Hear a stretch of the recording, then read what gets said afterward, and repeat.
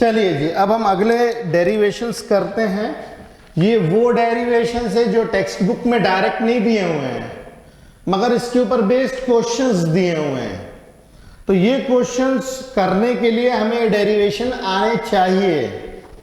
एक तो क्वेश्चन है 2.29 जिसमें स्फेरिकल कैपेसिटर का कॉन्सेप्ट दिया है, और क्वेश्चन नंबर 2.30 जिसके अंदर में सॉलिड स्फेरिकल कैपेसिटर और इसके बीच में कंपैरिजन है। तो ऐसे दो क्वेश्चंस दिए हुए हैं, तो इन दो क्वेश्चंस को करने के लिए ये एडिशनल डेरिवेशंस हम लोगों को देखना पड़ेगा।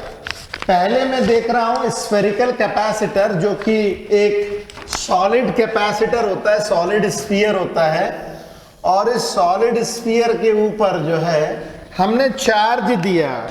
मान लीजिए हमने जब इसके ऊपर चार्ज दिया प्लस क्यू का चार्ज, तो ये चार्ज जो है पूरे स्फीयर के ऊपर डिस्ट्रीब्यूट हो गया। ये पूरे स्फीयर के ऊपर डिस्ट्रीब्यूट हो गया, ये चार्ज हमने दिया। तो मान लीजिए स्फीयर का रेडियस है r, तो ये चार्ज इसके ऊपर पूरा डिस्ट्रीब्यूट हो गया। तो सरफेस के ऊपर जो इसका पोटेंशियल बनेगा, पोटेंशियल डिफरेंस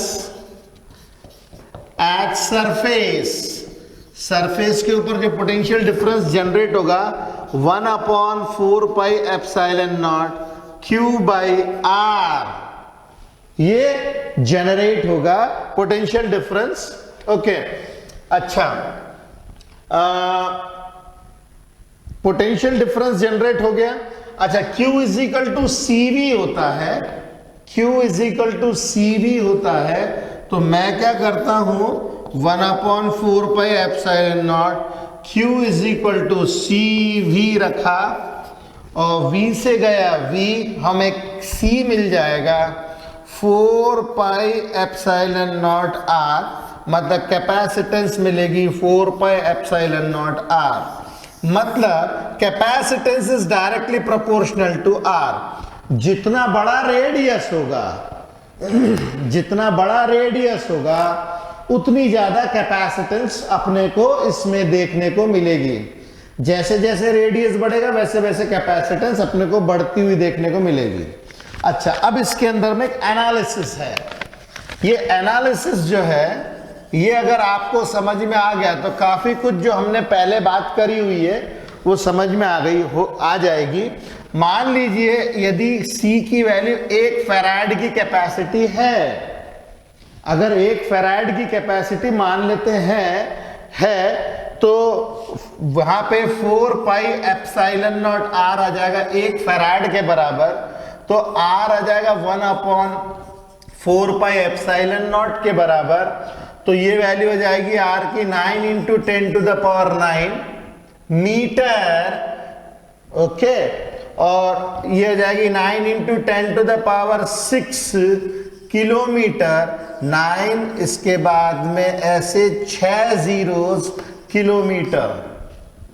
ओके, अब आप इससे अंदाजा लगाइए, अगर आपको 1 फैराड की कैपेसिटी का कैपेसिटर चाहिए सॉलिड स्फेरिकल, तो आपको इतने बड़े रेडियस का गोला चाहिए, कंडक्टिंग स्फीयर। और अर्थ का रेडियस कितना होता है? अर्थ का रेडियस होता है 6400 किलोमीटर। रेडियस ऑफ अर्थ कितना है? रेडियस ऑफ अर्थ होता है 6400 किलोमीटर। इसका मतलब यह है कि ये हमारे पास में जो स्फेरिकल कैपेसिटर है, केवल 1 फैराड का, उसका भी रेडियस पृथ्वी के रेडियस से सोचिए कितना अधिक बड़ा है।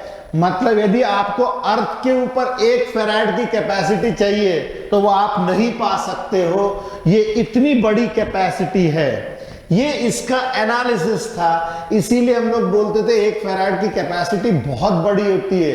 इसको आपको अगर केवल सॉलिड स्फीयर पे जमा करना है तो फिर this is very it requires very huge sphere, जो हमारी पृथ्वी के साइज से भी बहुत अधिक बड़ा है।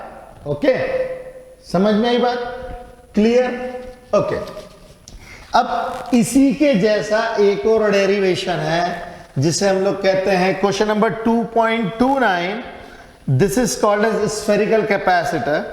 ये एक्सरसाइज का क्वेश्चन है, आप इसे देखें। Spherical capacitor consist of two concentric spherical conductors held in position by suitable insulating support. ऐसे दो स्फेरिकल कंडक्टर्स हैं, ठीक है, और इनके बीच में कुछ ना कुछ इंसुलेटिंग सपोर्ट हमने लगा रखा है। इंसुलेटिंग सपोर्ट कुछ ऐसा कि ये दोनों एक दूसरे से टच भी नहीं होंगे, से कुछ इस तरीके से इंसुलेटिंग सपोर्ट लगा रखा है कि ये दोनों एक दूसरे से टच भी नहीं होंगे और ये एक दूसरे को इंसुलेट भी कर देंगे।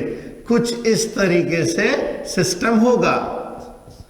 ये इंसुलेटर्स में लगा रहा हूं ताकि ये दोनों एक दूसरे को टच ना कर सके, ठीक है। ये इंसुलेटर है, इंसुलेटर, ओके। तो कुछ इस तरीके से इंसुलेटर लगा है कि ये दोनों एक दूसरे को टच नहीं कर सकते हैं। अब हमने क्या किया है, अंदर वाले कैपेसिटर को चार्ज दे दिया है निगेटिव वाला, अंदर वाले कैपेसिटर को निगेटिव वाला चार्ज दे दिया है और इसके निगेटिव चार्ज देने के कारण क्या होगा, ऊपर में जो है पॉजिटिव चार्ज इंड्यूस होकर के मिलेगा हमें।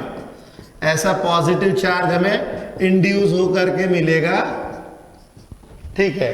और जो उसके ऊपर निगेटिव चार्ज आएगा उसको अपन लोग अर्थ कर देंगे, मतलब इसके ये पॉजिटिव आएगा तो इसके ऊपर निगेटिव भी आएगा, तो इसको हम लोग क्या करेंगे, इस तरीके से अर्थ कर देंगे, जिसके कारण कोई भी एक्सेस चार्ज ऊपर नहीं रहेगा।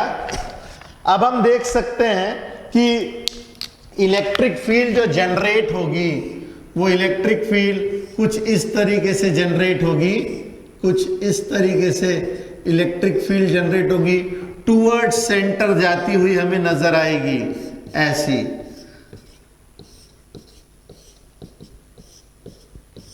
अब ये भी तो दो पैरेलल प्लेट्स ही है ना, बस स्फीयर है, सेम साइज के नहीं है, ठीक है। तो ये जो इसके बीच में जो कैपेसिटेंस अपने को डेवलप होता हुआ मिलेगा in the form of electric field, ये इस अपनी चार्ज को स्टोर करेगा। तो इलेक्ट्रिक फील्ड हम लोग को मालूम है होती negative of potential gradient. Electric field होती है minus dV upon dr, negative of potential gradient. तो हम लोग लिख सकते हैं dV is equal to minus of E into dr, ठीक है। अच्छा, अब यदि मुझे पूरा पोटेंशियल चाहिए for entire potential difference between the plates, for entire potential difference between plates, हम लोग को इसे इंटीग्रेट करना पड़ेगा, ठीक है। तो इसके अंदर में जो हम लोग को करना है इंटीग्रेट, इन लोगों ने जो रेडियस दे रखे हैं, बाहर वाला जो रेडियस है, ये वाला जो रेडियस है, बाहर वाला जो रेडियस है वो दिया है R1 और अंदर वाला जो रेडियस दिया हुआ है वो दिया है R2। R1 बाहर वाला रेडियस, अंदर वाला R2 का रेडियस। तो ये हम लोग को मिलेगा V is equal to R1 से लेकर के R2 तक dV।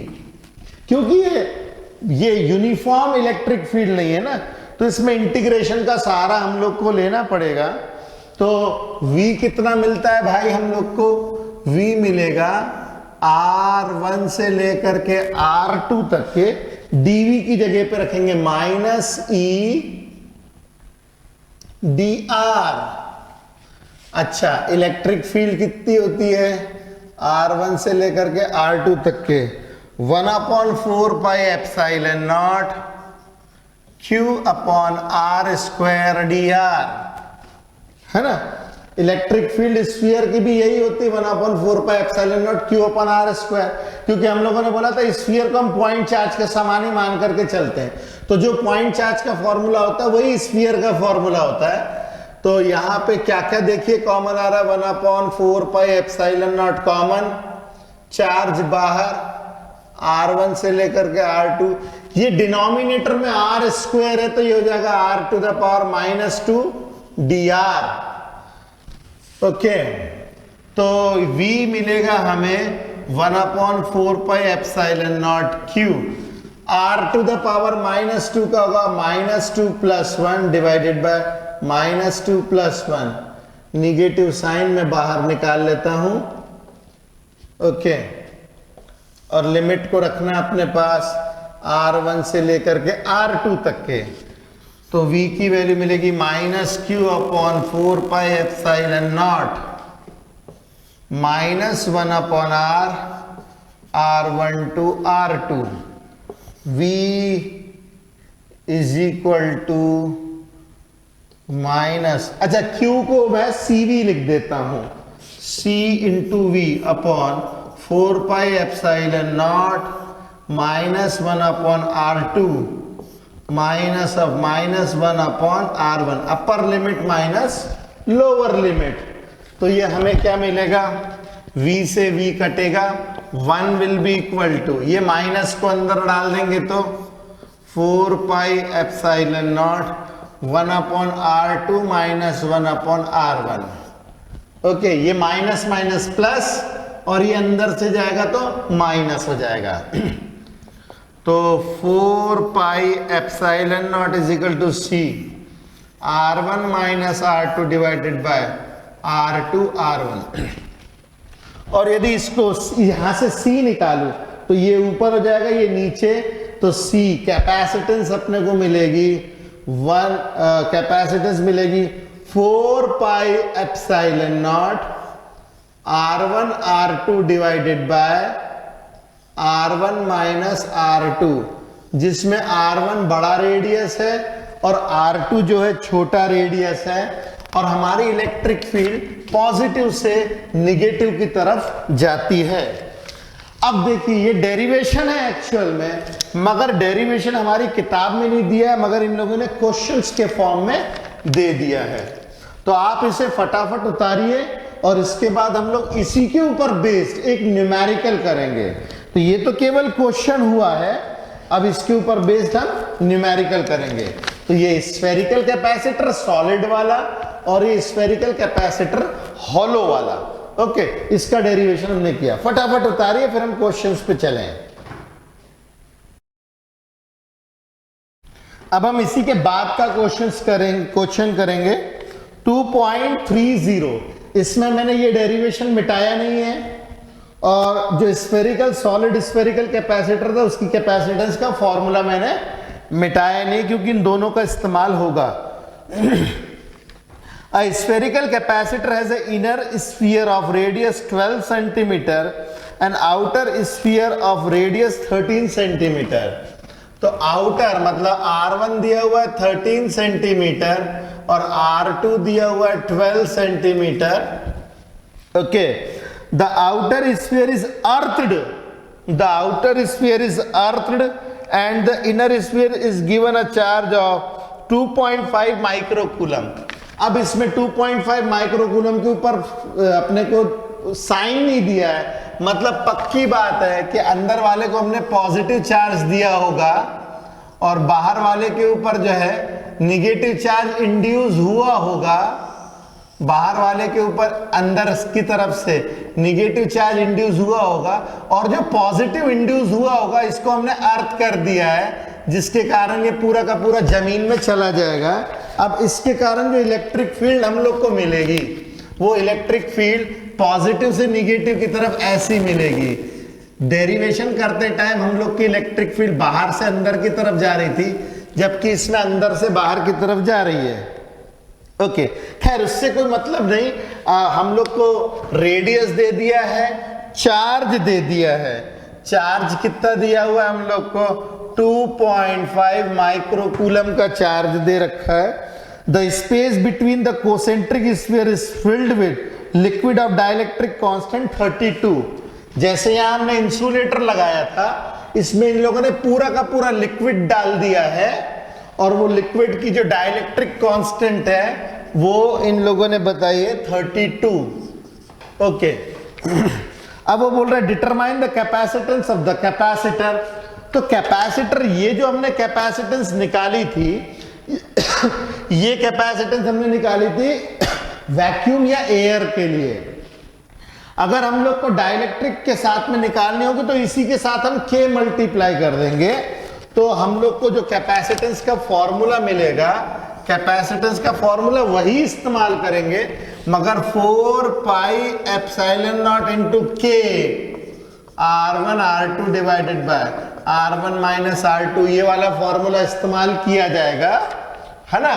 अब 4 पाई एप्सिलॉन नॉट की वैल्यू होती है 1/9 इंटू 10 टू द पावर 9, क्योंकि 1/4 पाई एप्सिलॉन नॉट की वैल्यू 1/4 पाई एप्सिलॉन नॉट की वैल्यू होती है 9 इंटू 10 टू द पावर 9। अगर आपको 4 पाई एप्सिलॉन नॉट की वैल्यू चाहिए तो 1/9 इंटू 10 टू द पावर 9 अपने को मिलेगी। K की वैल्यू इन लोगों ने 32 बताई है, और R1 है 13 into 10 to the power -2 into 12 into 10 to the power -2 divided by R1 minus R2, ये हो जाएगा 1 centimetre, 1 into 10 to the power -2। Okay, अगर हम इसको सॉल्व करते हैं तो देखिए जरा क्या मिलता है।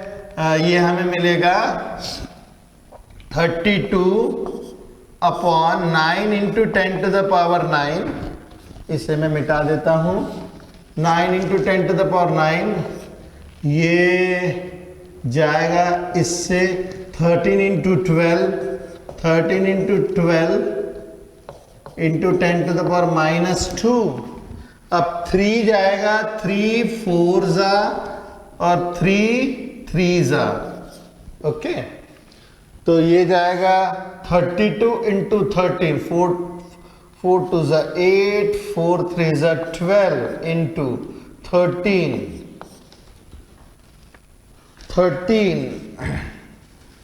3 8 3 जा 24 का 2, 3 2 जा 6 7 8, 3 1 जा 3 8 2 1 4 8 8 16 का 1 6 1 6 6 4 1 6 6 4 upon 3 into 10 to the power -14। Okay, अब इसको सॉल्व करके हम लोग जो है कैपेसिटेंस फैराड में बड़े आराम से निकाल सकते हैं। अब ये बोल रहा है determine the potential of inner sphere. देखिए बाहर वाला स्फीयर तो जीरो पोटेंशियल के ऊपर है ना, बाहर वाला स्फीयर जीरो पोटेंशियल के ऊपर है, मतलब ये जो भी पोटेंशियल डिफरेंस होगा वो इनर वाले का ही होगा, बाहर वाला तो जीरो पे है। तो हम लोग जो है क्या यूज कर सकते हैं, ये ए वाला पार्ट था, बी वाले पार्ट में Q is equal to CV, तो V is equal to Q by C, और चार्ज हमें दिया हुआ है 2.5 माइक्रो कूलम डिवाइडेड बाय जो भी कैपेसिटेंस आएगा वो हम लोग यहां पे रख करके V की वैल्यू बड़े आराम से निकाल सकते हैं। करेक्ट, तो ये सॉल्यूशन आप खुद से करें प्लीज। और C वाला पार्ट जो सबसे इंपॉर्टेंट है, कंपैरिजन है, compare the capacitance of this capacitor with an isolated sphere of radius 12 centimetre. अगर जैसे ये 12 सेंटीमीटर है, अगर ये केवल आइसोलेटेड स्फीयर होता, अगर ये आइसोलेटेड स्फीयर होता तो आइसोलेटेड स्फीयर ऑफ 12 सेंटीमीटर होता तो इसकी कैपेसिटेंस कितनी आती, वो आती 4 पाई एप्सिलॉन नॉट R, ये होती 1/9 इंटू 10 टू द पावर 9, और रेडियस है 12 सेंटीमीटर -2, 12/9 मतलब 4/3 into 10 to the power -11 farad,